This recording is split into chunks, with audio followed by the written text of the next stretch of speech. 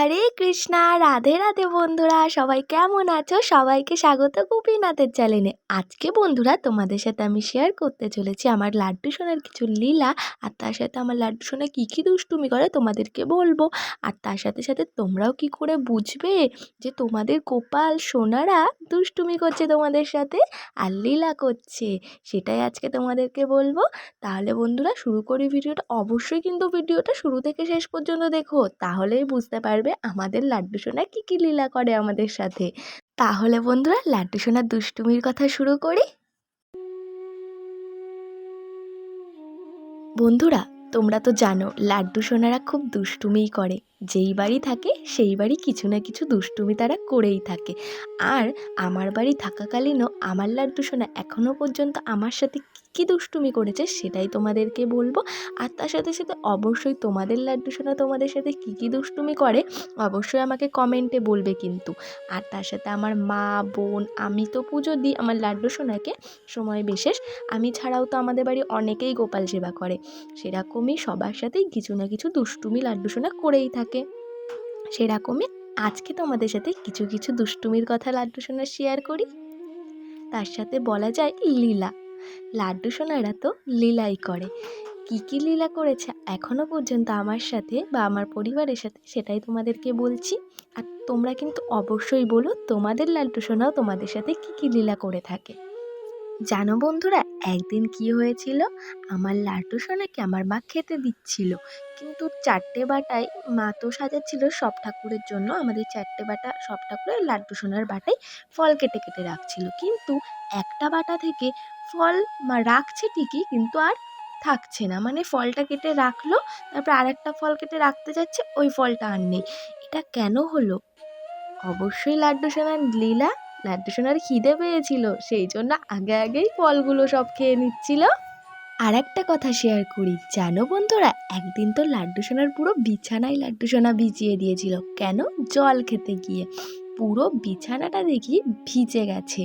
অবশ্য আমি সব সেবা টেবা দিয়ে ঘরে গেছি, তারপরে কিছুক্ষণ পরে এসে দেখি লাড্ডু সোনার বিছানাটা ভিজে, মানে আমি শোয়াতে যাব, মানে ঘুম পাড়াতে যাব তখন।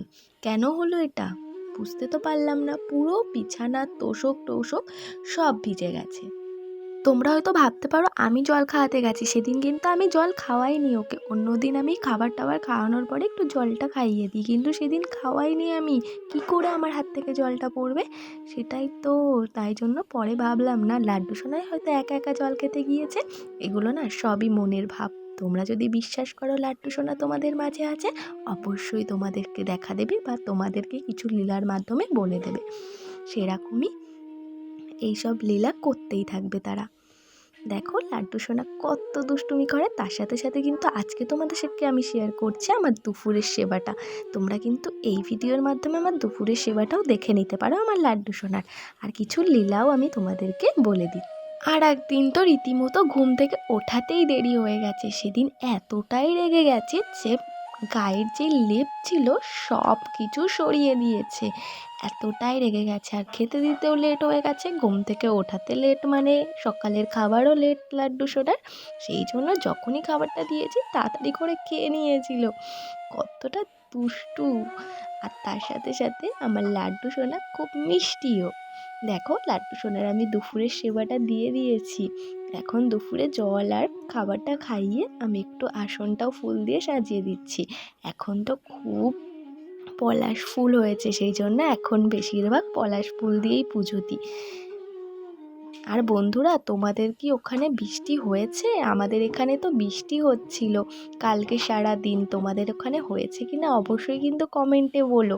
আর দেখো এদিকে আমি প্রদীপ ধরিয়ে দুপুরের আরতিটা সারবো বলে প্রদীপ ধরিয়ে ধূপকাঠি ধরিয়ে নিচ্ছি।